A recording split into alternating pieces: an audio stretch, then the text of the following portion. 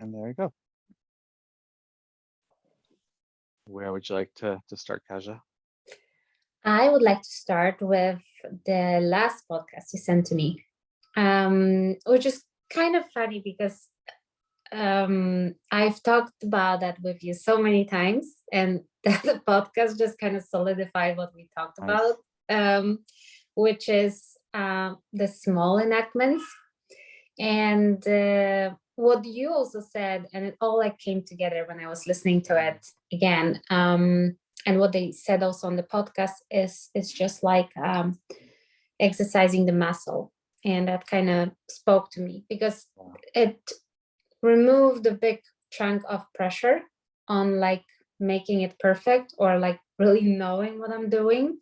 And instead focusing on, okay, it needs to be hot when it's passed and doesn't have to be perfect, but it will help the couple just interact in that manner. So it will just be like an exercise for them. And that's, that was actually really— For you, right? For you to use your muscle of let's just pass it over, right? Yeah. So it's like I started to, in the last session after I listened to the podcast, and I kind of went through all our old the notes that I had from supervision with you. It kind of came together. I have a recording. Again, I've been recording this couple every week.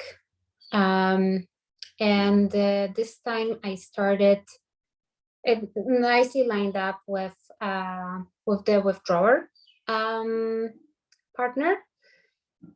And well, from the start, I will say I don't think it was perfect in any way, but I'm okay with that at this point. I also think that my like language, I wasn't really formulating myself really well, but I think that was just a day for me, just not feeling really like the flow in general. But I think that the overall feeling I had at the end of the session, so I made 3 enactments, small enactments during that session, which is maybe a little bit too much, but I kind of tried to use every opportunity to see whether I even have a chance to do it, because then one of the partners can say no. So there was one enactment on the withdrawer side. And sorry, let me just stop you. Yeah.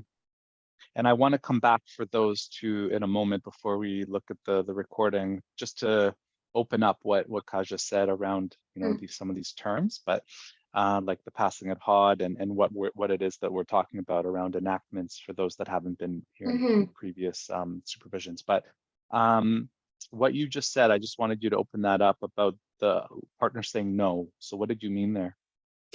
So the pursuer, can I refer to them this way, withdrawer, pursuer? Is that okay? Oh yeah, absolutely. That's a great way, because it's very clear. And I know because we're talking about a female pursuer and a male withdrawer, and we discussed this case. So yeah, it's a really good way. Yeah.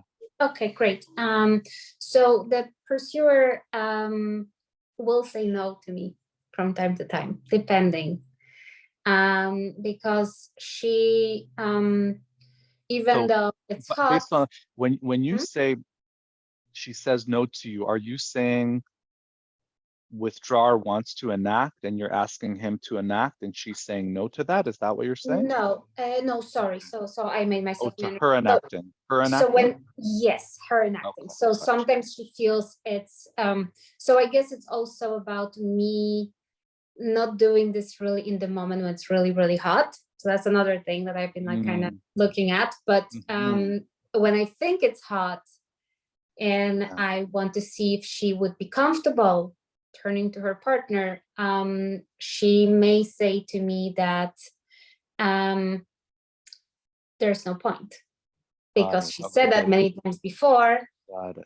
And she doesn't understand. And for everyone else here, do you know what Kaja is talking about when she's saying it's hot and doing enactments, or anyone need clarification around that or would benefit from that? Passing a pod. I don't know what that means. Not passing a pod. It's like passing it over, like almost like passing the ball over, essentially doing the enactment, turning it from intra psychic work to inter personal work, right? Aaron, I don't know if do you have a sense of what we're talking about? Yeah, maybe the passing thing I didn't know at first, so that's good to hear explained. And then I'm just guessing when it's hot, that it's like when emotions are hot. Not necessarily really? emotions are hot, but primary emotions. So these are the softer emotions, the vulnerable emotions, right? And that's to distinguish from secondary emotions, which in EFT we call moves in the dance, or behaviors that are indirect forms of communicating. So secondary emotion versus primary. Primary is the vulnerable. You can think of primary as this is what you're really going through. Right? And real emotions are felt in the present, and they're not. And again, sorry, I shouldn't say real, like anger is not real, but primary emotions are ones that are soft, that are vulnerable, that move slow, that are present, they're in the room, you can feel them viscerally, versus indirect ones might be when indirect anger, for example, might be what might come from a pursuing energy, like critical, or it might come from a defensive energy, right?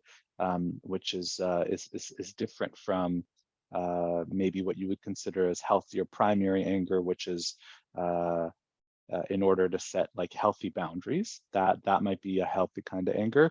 But when it's reactionary, not out of like assertiveness, then we might call that secondary. Not always, but then that's the distinction there: healthy versus unhealthy anger. Yeah, and then so hot, meaning they're in their body, they're feeling what it is they're talking about, so much so that we feel that this is vulnerable. Us as the counselor, hopefully their partner, and it's also in line with the dance, with the new cycle that we're trying to create, that we're trying to reinforce, and move away from whatever their current cycle is looking like. We're moving away from that to what's possible, what healthy vulnerable communication can look like. And so we want to deepen an experience where they're feeling it, they're in the room, they're connected to it. That once they are, we call that hot, meaning it's ready to be shared to their partner. If it's not hot, the signals, I like this terminology, clear signals. Signals aren't clear. So you don't want to pass it yet, because it's probably not going to go too well. It's going to trigger everything at home.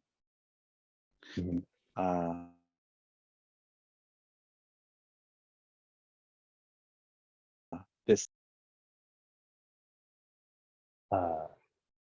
sorry, you froze a little bit there. Yeah. How are we now? I think it's good now. Okay now? Yeah. I had a little message on the screen. So how's that around passing it hot? And then and then the passing it forward essentially is the enactments. It's the key moment or a key intervention in EFT that is what creates change. Without it, we're connecting to clients, we're getting them to feel their experience, connect to their primary emotion. But if we don't pass it over, there's nothing there that gets solidified, because the whole idea is we're wanting them to be able to recreate this at home on their own.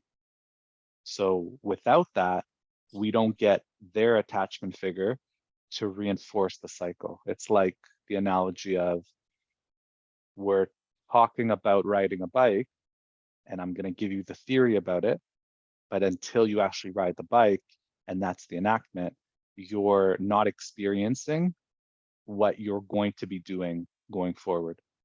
You're only thinking about it. You're kind of moving towards riding the bike, and there's maybe lots of steps in between there, but the actual sharing to their partner is what creates, in EFT they call it a right brain interaction. One person's right brain to another person's right brain. Otherwise, we're thinking about what we're going to do. And even sharing it with the counselor is the reason we call that not riding the bike is because it might be easier one-on-one with the counselor that feels safe to do that. But if then I get you to turn to your partner and you can't share what you just shared with me, then it's not the same. It's not going to lead to real, they call it, there's a first level change and second level change. First level is like skills, getting good at understanding, but the second level change, the permanent sort of possibility for permanent change, is the second order change, and that's what that can only happen with enactments. So it's the passing it to the partner. Does that kind of help? Can you give an example of like seeing that they're vulnerable? Like, are you looking for them kind of describing their emotions in that way, or body language or something? The way I would describe it is based on that person's level of comfort to go and feel their feelings. So earlier in the process, with looking at you and with their partner being in the room, it might be simply owning their reactivity. That might be a first level sort of primary experience, meaning, you know, when your partner does X, I feel like doing Y, and it's this sense of I'm feeling like I'm shutting down, right? And it's primary in the sense that it's new for them to verbalize it in where they're currently at. But it's not primary in the sense that they might really fully be connected to deeper emotions, but we're working gradually towards there. So it's easier to think of it as new emotional information that's authentic, that's genuine in what they're experiencing, that's moving away from what they're currently doing when they're not in front of you, or when they are in front of you, when what you get to see in the sort of cycle that they get lost in.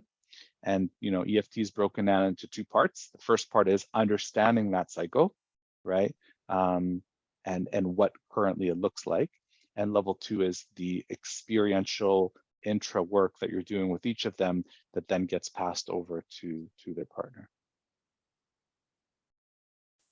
And so we'll see. If Kaja said she did 3 enactments, we'll get to maybe identify, you know, is the person feeling what it is that were they ready to do an enactment in that moment, or was it too early, or were they not feeling their feelings enough? The other aspect is knowing your couple. Will the partner receive it well is sometimes an indicator. So that might depend on the state that they're in, what you're noticing, the nonverbals you're noticing from them.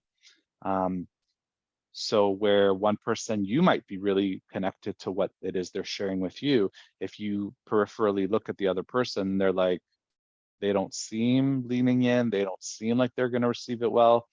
Well, just because you're connected to it, you may need to go deeper. You may need to not so much in what's going to be shared, but in the depth. So you may need to go kind of another couple of levels down to bring their partner into it. It doesn't mean that's what you're going to share. You might share some of those lighter levels because that's what's within the client you're working with window of tolerance.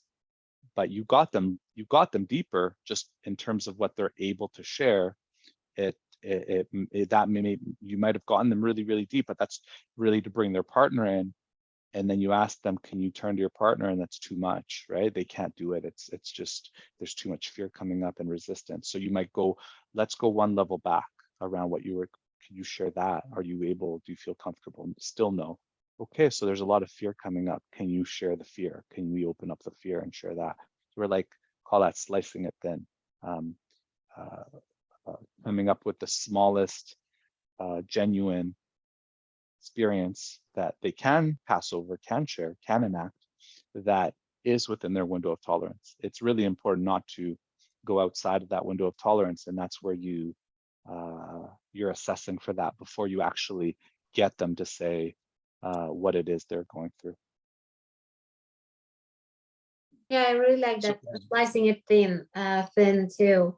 Just that concept. I still don't know how to do it, but it also speaks to me. Like just to find that sweet spot where the client, the partner feels comfortable to do it. Comfortable enough. Yeah, you actually don't want them to be comfortable. You do want them to be uncomfortable. Yeah, okay. That means Yeah. that means that they're doing something new or they haven't done in a while. Right. But you also don't want it to be too uncomfortable.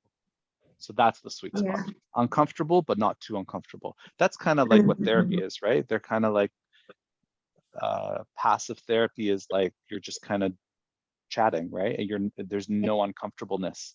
So the more you can be in that sweet spot, as you put it, the more work you get done.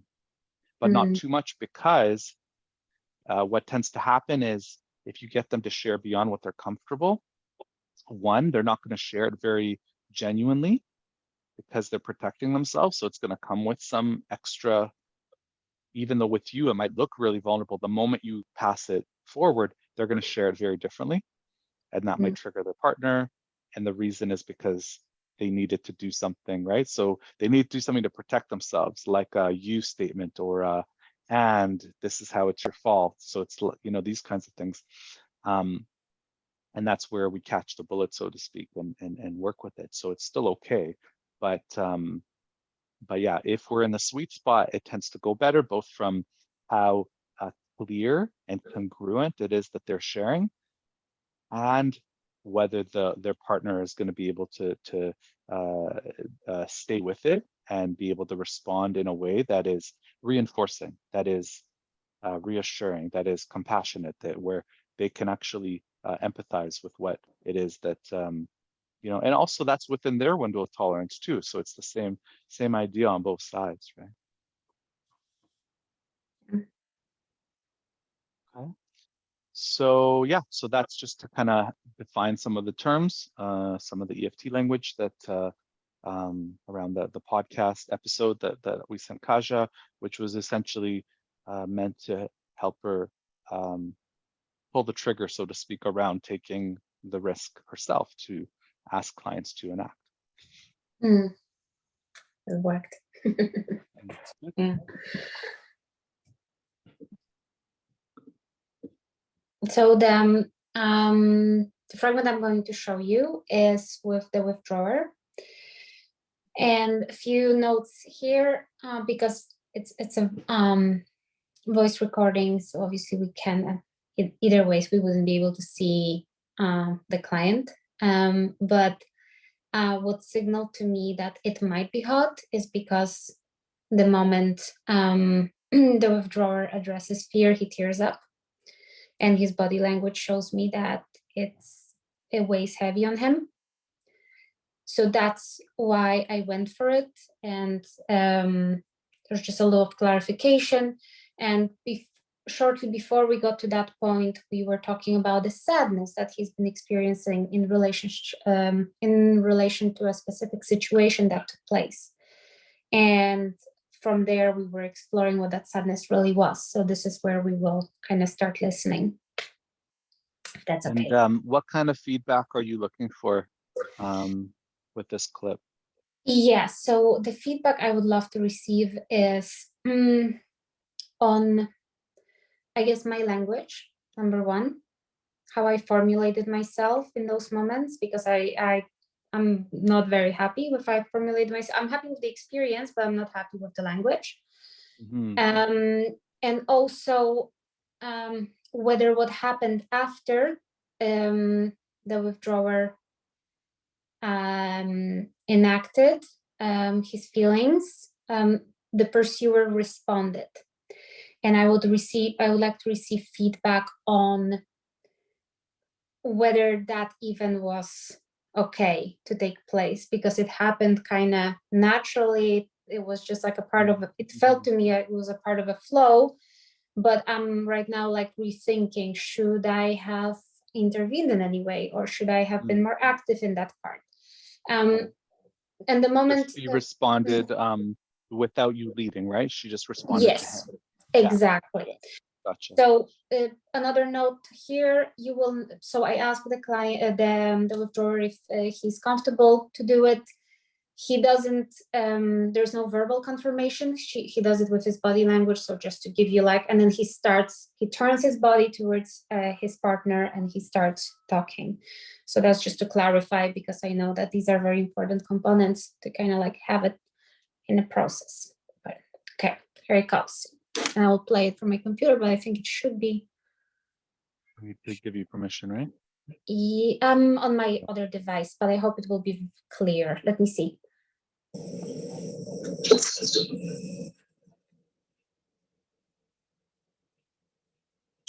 I guess a lot of it is around fear.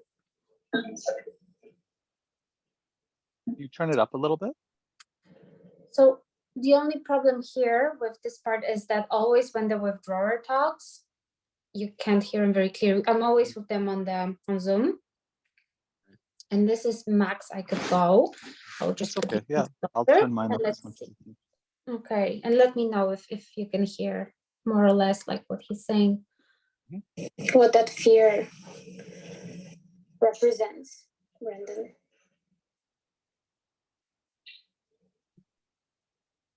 I'm stuck like this. I'm gonna watch out. Yeah. But we'll never be able to conquer 100%. Mm. And that's going to end up continually hurting the body. Yeah. So, yeah, just to clarify, because I know that when he talks, it's pretty difficult to understand, but in a nutshell, he says, that fear is that I'm stuck like this. And here he refers to his ADHD, and that this will keep hurting his partner, Ellie. Yeah. So that's So the let me part. say something about that. Mhm, So when you're framing questions mhm, in EFT and couples work, you want to be really careful about kind of these two paths. mhm. Path number one is kind of globalizing questions about him. Path number two is bringing it into the cycle in terms of the two of them. How does it impact the two of them? You always want to keep in mind all the questions when you're trying to ask them, because your question was about how it's represented, which is okay because it's about you're trying to understand how he's interpreting things. But you always want to make sure you're using the other person as the attachment figure, because that's what's going to give you the attachment messages. Okay. The other person, the other person's behavior or how he thinks about her, that is going to connect to his primary feelings, right? So, because the ADHD on its own may not do that, but as it relates to, am I letting her down? Am I not able to make her happy? This is, and around his own insecurities around attachment, that is the, it's like an either you do it through your questions or you do it through your reflection. So you're doing an attachment reflection, always trying to think, how is this coming in between them as part of their current cycle? Yeah, That's that what you're trying to would do, have been yeah. very, very helpful in that moment. I'll let you listen more, but yeah, but now I see how I could have done it right there. Actually reflect on it, because he connected these two things. He connected this, I'm stuck like this, and I'm terrified that it's gonna always be like this, that I can't do anything about it, and then that it will keep hurting Ellie, that I will be letting her down because I can't do anything right for her. So that's exactly how you frame it. It's like, whether yeah. it's a conjecture or you're hearing it and you're just putting it out there, and it's like, you can, always start sentences with, this is what I'm hearing, or correct me if I'm wrong, but this is how I'm getting it, is that this is you're worried that you not solving this ADHD piece, that's gonna let her down, and she's so important to you that it's having this big impact on you. Like this kind Yeah. of thing. Then it's like, again, you're bringing it into deepening his experience around that. Yes. And what I think I did here is I focused on the macro level. I focused on him more. Well, I'll let you listen to it, but yeah. For next time, yeah. Yeah. Okay.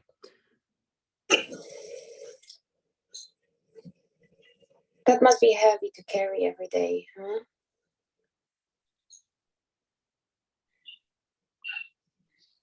Let me stop you there too. And anything I say, remember, it's there's nothing wrong in what you're doing. All we're doing is nitpicking around how to make it better, right? Ultimately, at the end of the day. So when you said carrying it every day, the problem is that's more of like a stage 2 question with EFT. So stage 1 is really about single event moments between the two of them that you're trying to utilize. These are much smaller, again, about thin slicing. When you're using one moment as a way to find your entry point into how they experience that moment, it's much easier to work with. When you, and not just easier from your point of view, but easier for them to kind of dig in and own up to a feeling around a particular moment, which you end up able to eliciting from the one situation, and extrapolating it to other situations too. Because if you can solve and essentially stage 1, what you're really trying to do is repair from one moment. And if you can repair from one moment, again, it's like if you can, as a baby, learn to walk without falling, maybe you can do it in other contexts, right? And you could do it on your own. That's the idea, is you're growing from that. So you want to start with single incident repair. And that also is a much smaller implied homework assignment, not explicit, but implied, is if you can do this in the session today, repair from one moment, you can possibly also repair from other moments, whether you're conjuring them up or when these moments arise. Yeah. Right? It's moments. That's what stage 1 is. And to understand how particular moments impact them, but also it's much easier to go, here's our cycle from this one moment, than to globalize that you're carrying it all the time. And the reason it's also stage 2 is it requires a lot of safety to really feel into these more global moments, because what they conjure up is the whole relationship, which makes you think also sometimes my whole life I've been carrying this. And if there isn't enough safety, resistance and blocks are going to come up, and then it's harder to work with, right? It's like it's there, it's just you're ahead of them and it's hard for them to access. Yes. And also what comes to me right now, when I think even about the way I formulated myself, is that individual therapy language comes in and takes over a little bit in this moment. So that's what I need to work on. Exactly what you said. Also bringing it back to the attachment figure, which I kind of like forget in the moment. I kind of focus on one partner too much. That's why you're here. That's why you're learning. That's okay. But yeah, and it's just much easier to work with one moment in time. Tell me what happened this week. What's one moment in time that didn't go very well, or there's still some activation you still haven't been able to repair? These are all kind of questions to elicit this one entry point, one moment in time that the other person did something and that triggered you. That's really all you're looking for. Yeah, and that's where we like started at, and it was really that one moment, that one situation, but then it kind of grew into it's the growing. It's the growing that we want to be able to use the moment and really hyper focus on it. When you know where you're going, as far as like trigger, I want to know what your experience is in reaction to that trigger, because she didn't get to see that, because that's like the story after that doesn't matter. I just want to know, what was your real experience from when she did that thing that triggered you, right? The rest, we're focusing on your on that moment internally. It's almost like there's 1 second in time. That's what we're focusing on until we get underneath it. Mhm. So in some ways it's simple because you're just very hyper focused on eliciting what that one moment was like. That's stage one. And it's then it becomes focused and we're not going into all these other content places, but blocks come up and then you go, oh yeah, let me validate that and let me come back to the moment. Yeah. And that's where if you focus and something goes off of that focus, you go, oh, let me validate that. Oh, that makes sense. Why you would do that. Okay, let's go back to the moment. Yeah. Yeah, that makes sense. Yeah. Yeah. It's a tough one. But Let's yeah, keep but let's keep listening and yeah. and that's it, right? We're working on really how are we and there's lots of ways to get to that place of what is this like for you, right? Mhm. Whatever moment we're talking about, there's lots of ways to get there, right? And all we're doing is finding like more efficient and more direct routes to that. And that's what stage one's really about is like direct routes to getting to that place, right? Of this is what this moment was like for you. Because then from there, we can easily go to, oh, there's been other moments where you thought this about yourself, you know, you're a failure, you're not good enough. They come up in all these different moments, right? But the moment is allows us a deductive way to get there. Yeah. Yes, Bottom yes, up. yes, yes, yes.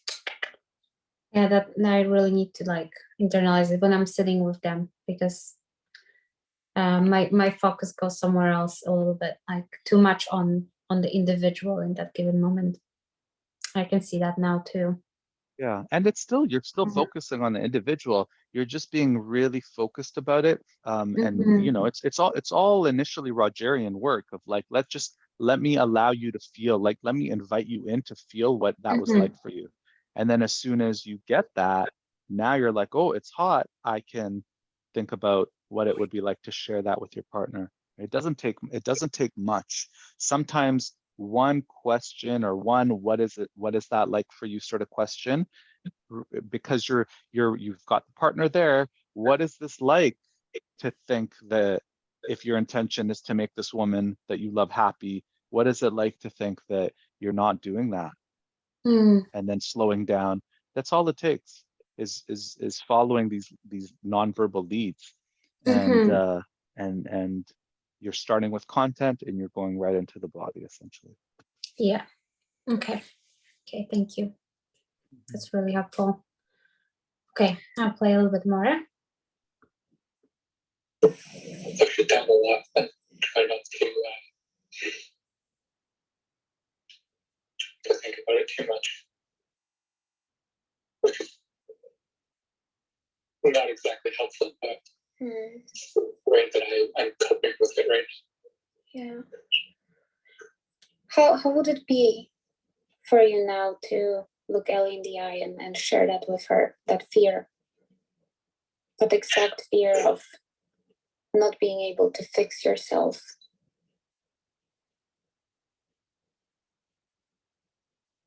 I'm terrified that I don't always live with this.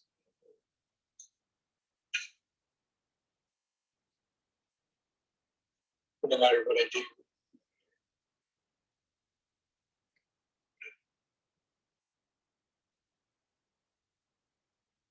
Because I've lived with it for so long that I put up with these walls and it's coping mechanisms that are just not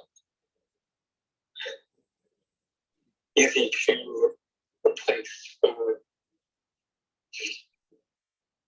you can see sometimes.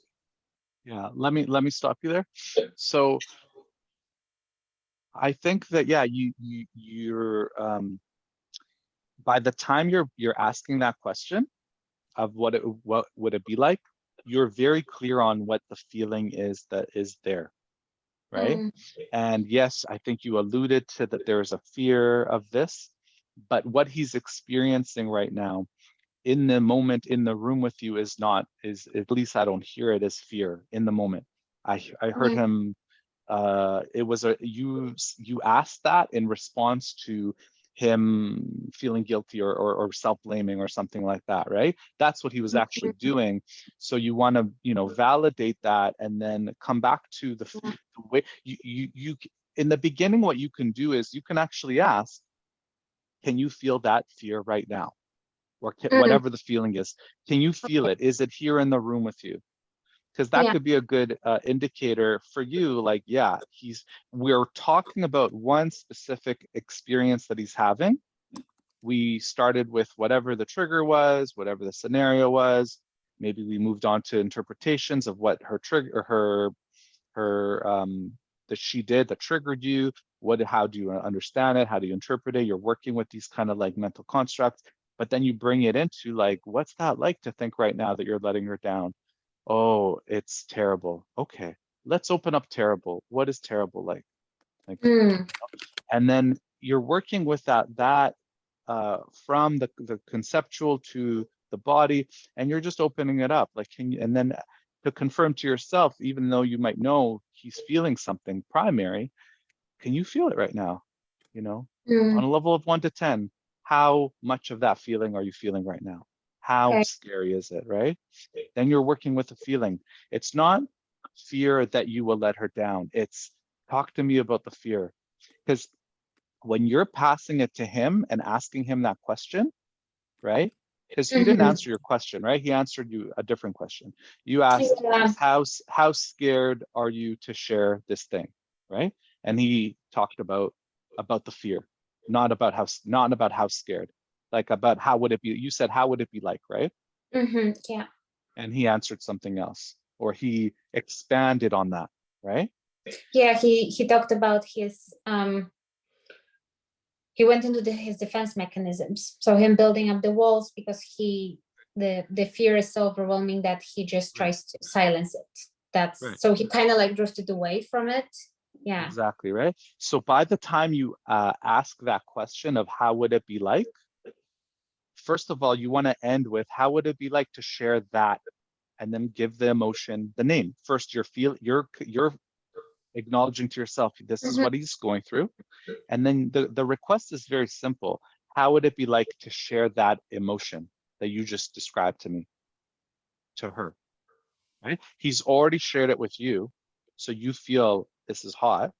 How would it be like to do what you just did to me, but to your partner?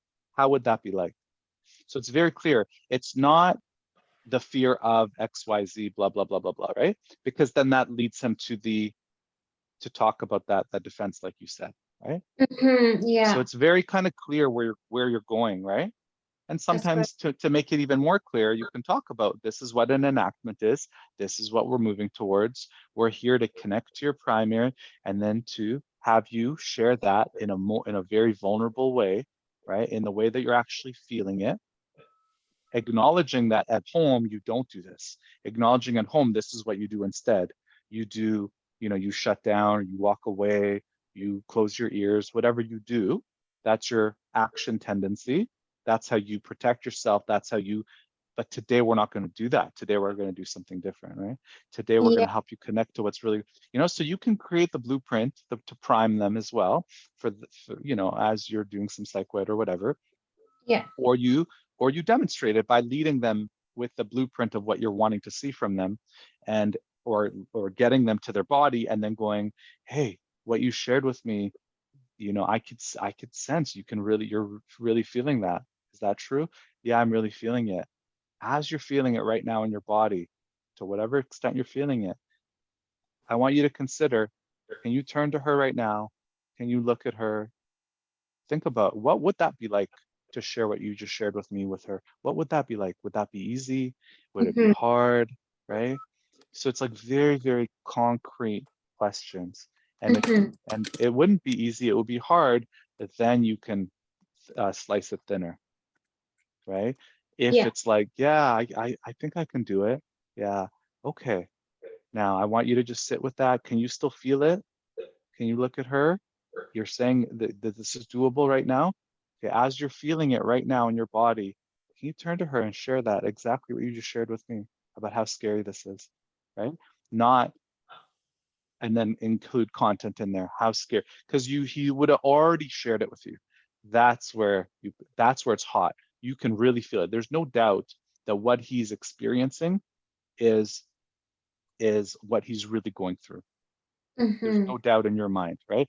It's authentic. It's I like to use the word congruent because you're using language, and then the nonverbals align with that language, right? But ultimately, if you can really feel what he's going through, right, and you see the partners leaning in and think these kinds of signs, and looking at their partner with not what they would normally do in her case, and or get triggered to interrupt or turn away or whatever it might be.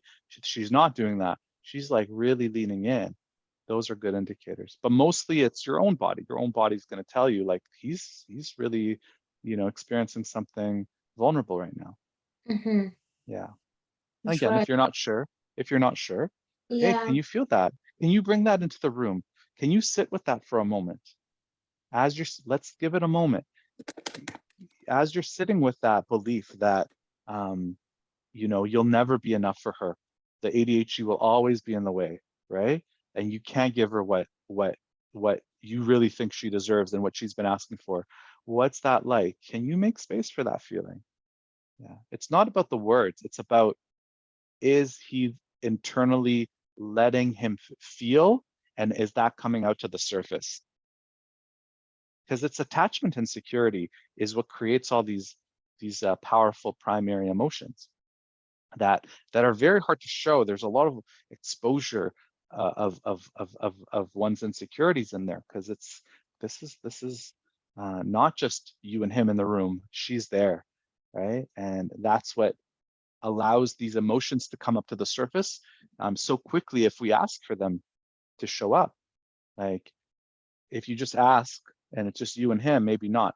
But if you include her, like, because this is always in relation to her, and vice versa, when you're working with her, it's always in relation to him, which means it's in relation to your whole childhood attachment of your primary caregivers or previous adult attachment relationships. It's all like connected. This is like survival. Right?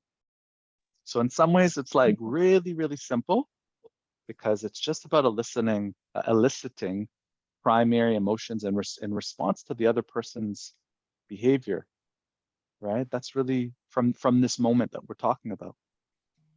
Yeah. Trigger, understanding of what she meant. What does that mean for me? What do I normally do with that? What did I do in that moment? That's the action tendency. That's your current cycle. But before you do that thing, what's that like to think that your partner is saying this about you, right? So she actually says something or does something. That's the trigger. What do you interpret that she's doing? That's the actual trigger. That's the actual thing that has nothing to do with her. Yeah. Her behavior was just a catalyst. It's all about your past, right? And now when you understand it that way, what's that like? And that's why, that's why it means so much. That's why it affects you this deeply. And that's where we can more easily deepen it. As you're inviting him to, as you follow the map that, hey, I believe there's some deep emotions here. Otherwise, why are you here, right? And otherwise, why is this statement that she makes about your relationship so triggering for you? Because that's how much she means to you, right? Yeah.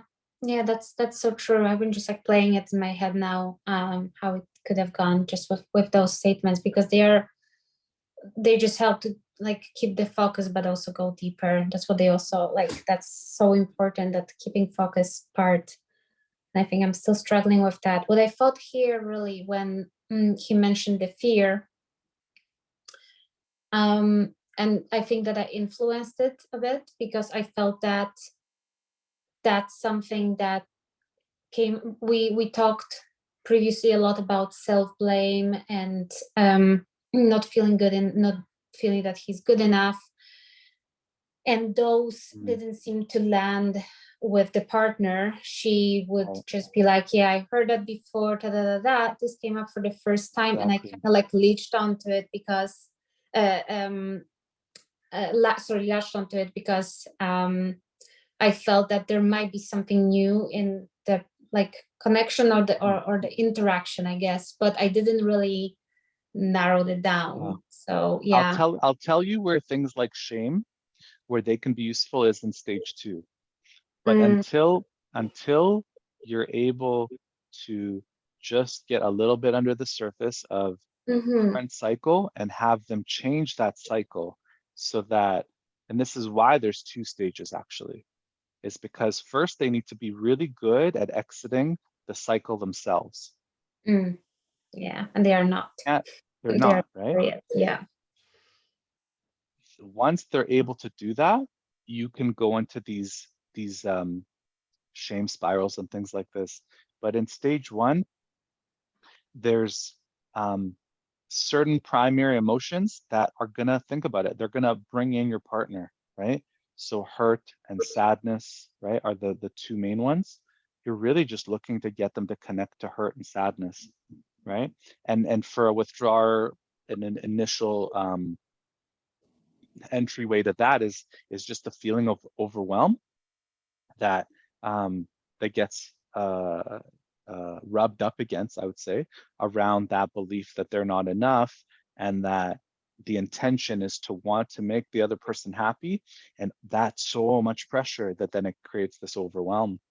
And generally what do people do with overwhelm is they, as a withdrawer, they learn to shut down or to pull away, but it's not what they want to do. It's only what they do to protect, so that it triggers the pursuer's then relentless need to, or their perception that the other person doesn't care, doesn't want them. So then all they know is to move forward and make something happen, which then creates more shutdown. So that's like a very common first level primary experience. Overwhelm is a primary experience. I'm overwhelmed, right? There's a lot happening, but on the outside, you're not explicitly letting the other person know. Yeah. You're just overwhelmed, you're just shut down, you just walk away. They're not clear signals. So she needs to know. That's why I'm saying, to Erin's question, what is a primary emotion? It's what they're not able to share yet. That will move the cycle forward. So guilt and shame, the reason she's heard it all before is because it's part of his coping to explain. I wouldn't even call it guilt or shame. I would call it explaining. The coping is explaining, and she's heard it all before because it's not connected to what he's going through. It's a story. It's a thing he says, and so all she'll hear it is another story, and it's their current cycle. So she needs to hear new emotional information, right? And that's going to be starting with the overwhelm, and then underneath the overwhelm, hurt and sadness, right? Yeah, and overwhelm would happen because that's where we get to very often. The withdrawer will be overwhelmed, and because of that overwhelming feeling, he builds a wall, he withdraws. And he copes with overwhelm by doing whatever those few things that is comfortable, that he's habitually automatically does, and by owning the overwhelm, you're giving him a new door, a new route to be able to express, hey, pursuer, right now when you're saying this and you're raising your voice, this is so much, I can't take it, I'm feeling really overwhelmed. That is so much better than I'm just not going to respond to you, I'm going to cross my arms, I'm going to turn away, right? It's speaking up for this is kind of the in essence the healthy anger. You know, they're standing up for their body. I'm overwhelmed, which is very different than being overwhelmed, right? They're standing up for my body. I'm overwhelmed right now, right? If you come at me this way, this is how I protect myself, right? What I would traditionally do is run away, but I'm not going to do that. I'm going to stand here. I'm going to let you know I'm overwhelmed, right? Right. And that's very different than what. So it's, again, moving the cycle. It's not full vulnerability, but for him it might be because it's on the path to vulnerability, right? And that's hard. So it's the idea of risking is sharing what's hard, Mm-hmm. and also keeping in mind what will she respond to, what will she reinforce and reassure.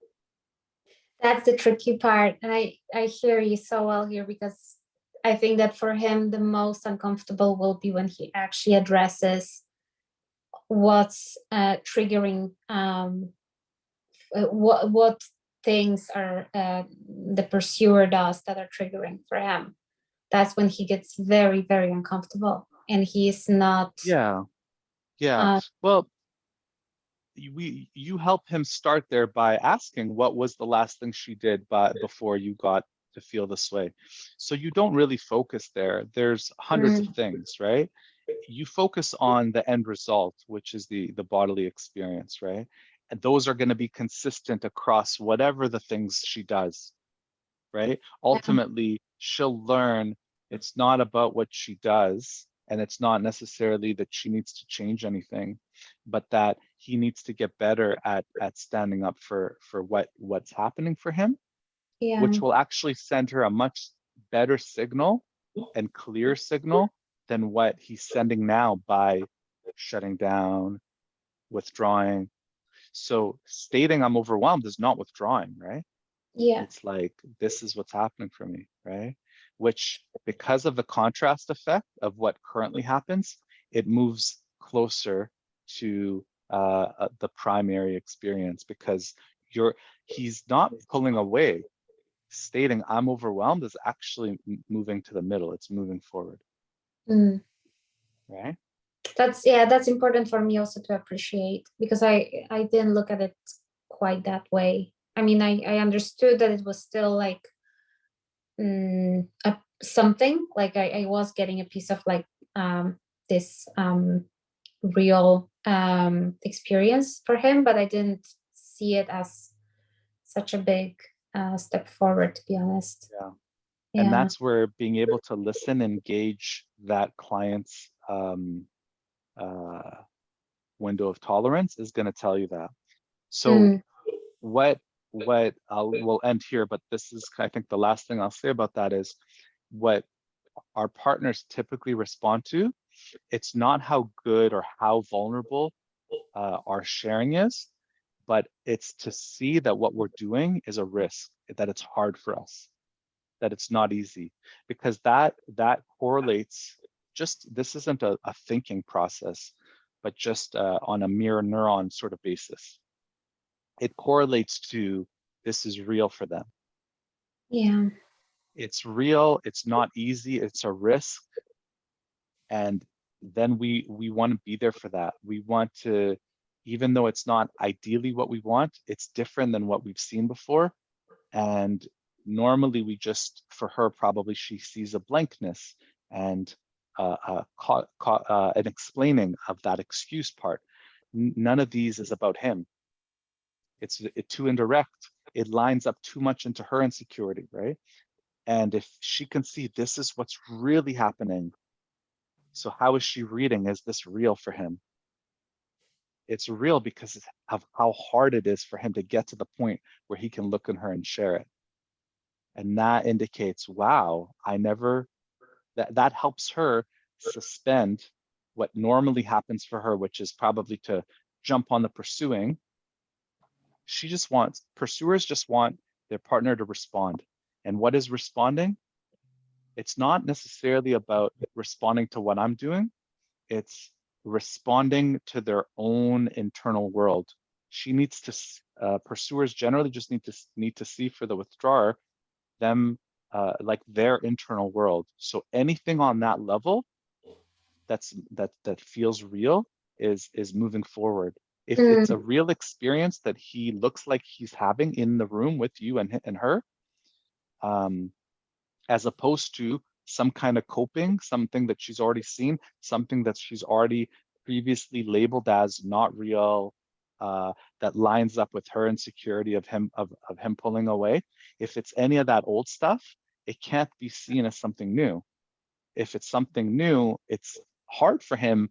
You're slowing down, right? This is how you know this is not he's doing it imperfectly. He's doing it stumbling.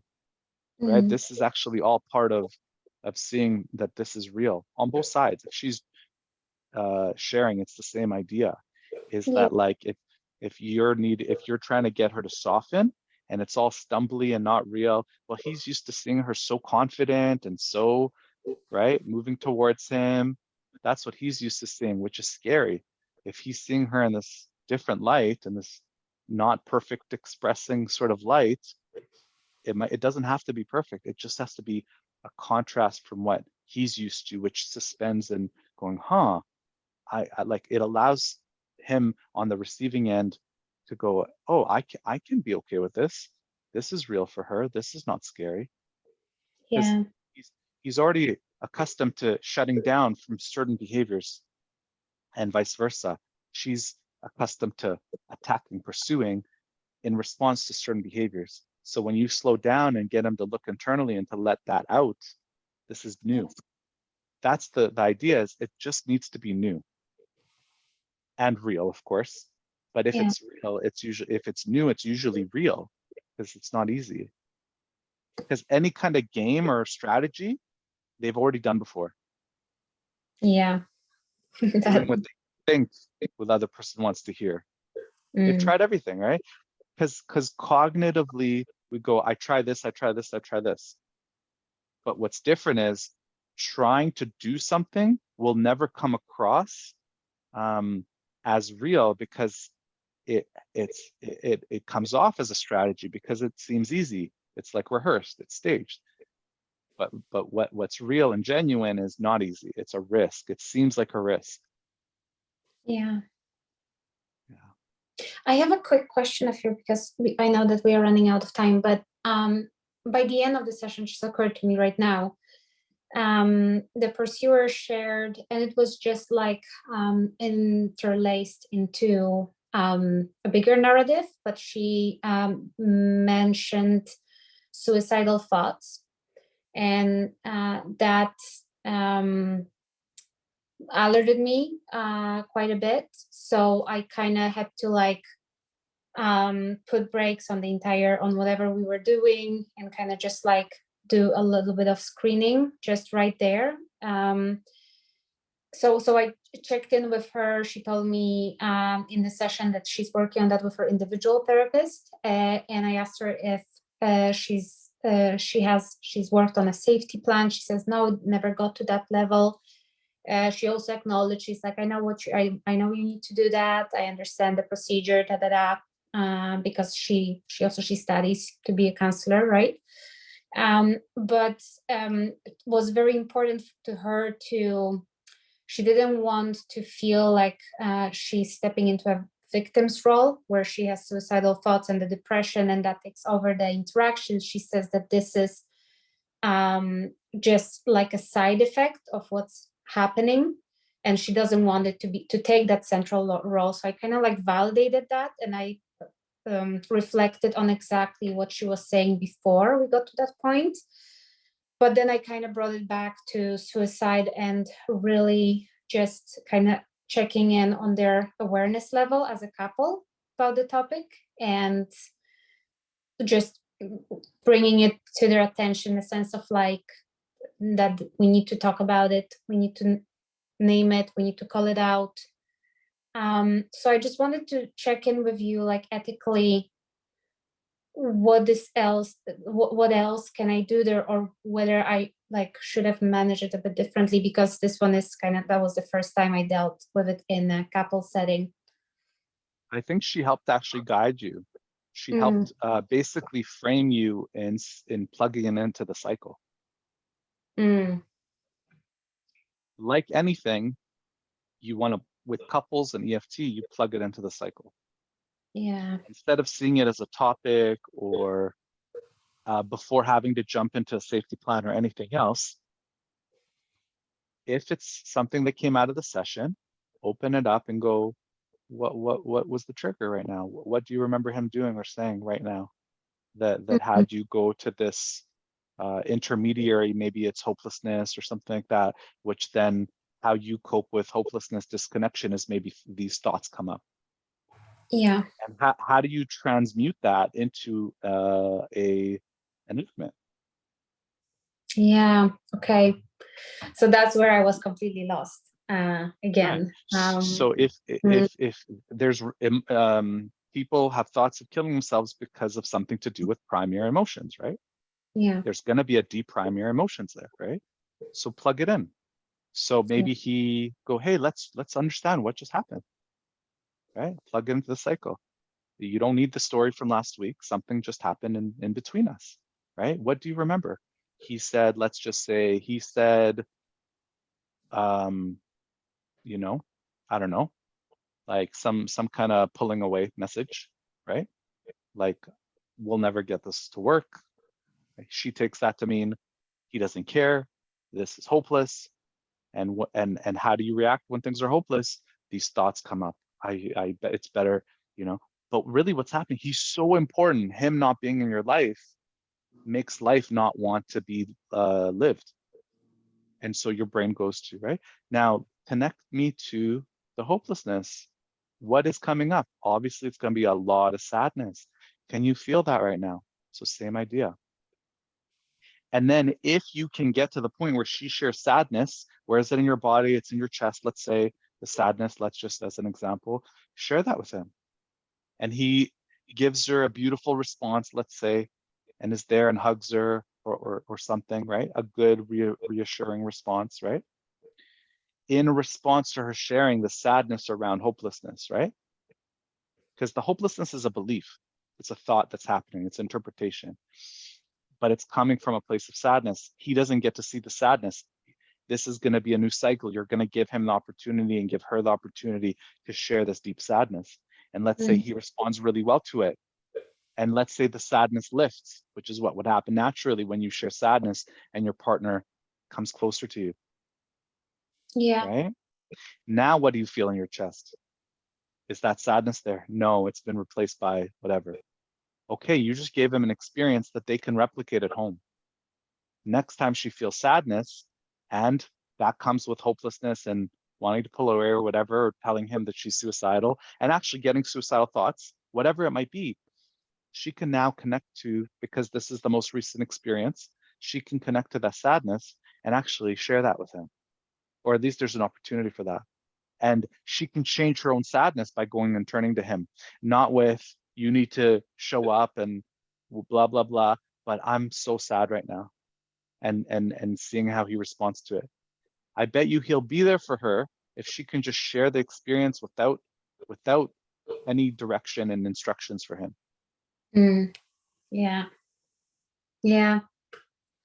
That's, yeah, because I will have to somehow, it will probably come up again. So that's really good to know. Even suicidal ideation is a coping. You just plug it into the cycle. It's no different than if he goes out and drinks all night, or I'm not saying he does, I don't know him, but however he copes with his disconnection, that's still something that you plug into the sadness or into the cycle, into the current cycle. This is what it looks like now. Thank you for letting me see that. Let's look at that. I want to know what just happened. Yeah. Just slow it down and tease it apart, and then turn it into an experience. So that can come to the surface, and then turn it into an enactment. Yeah. The power of EFT is in creating a corrective experience out of pain. That's the riding of the bike. So that, oh, look, we're doing it. And that also gives him an opportunity to actually do what he wants, which is he's always intending, which is to be there for her, right? To give her the relief. He's doing the thing he's insecure about that he doesn't think he can do by showing up and giving her the response. But that can only happen if she comes at him with the primary experience, because that's not going to be threatening. It's going to pull him in. She doesn't know how to do that, or she's too scared to do it, right? Yeah. So you're going to give her that space to do that. And that just, again, it's creating these thin sliced experiences, successful ones, where it brings our partner towards us. That's it. Yeah.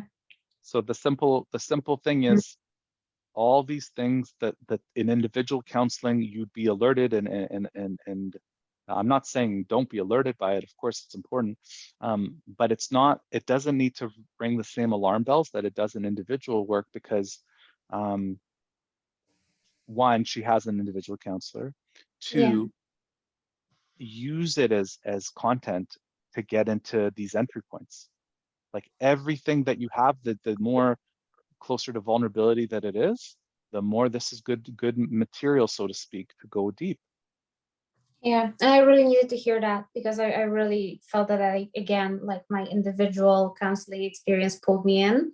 So yeah, I really wanted Understandable. to one of you, because I understand Understandable. balance, but definitely that was such a good entry point. Now, at the end of a session, if she doesn't feel better, she feels just as bad after you go through the enactment, then you go, okay, well, how are you feeling right now? It's still not good. Maybe it's better. Maybe it's worse. Do you feel suicidal? Do you feel like you're going to kill yourself today or tomorrow? If you could be very clear. If the answer is no, if it does come up, please check in with me. Please reach out to your counselor. Please reach out to me. Whatever you need to do, right? Yeah. That's great. Thank you so much, Ofir. No problem. All right, thanks everyone, and hopefully we'll see you next time. Hopefully you guys got some benefit from it.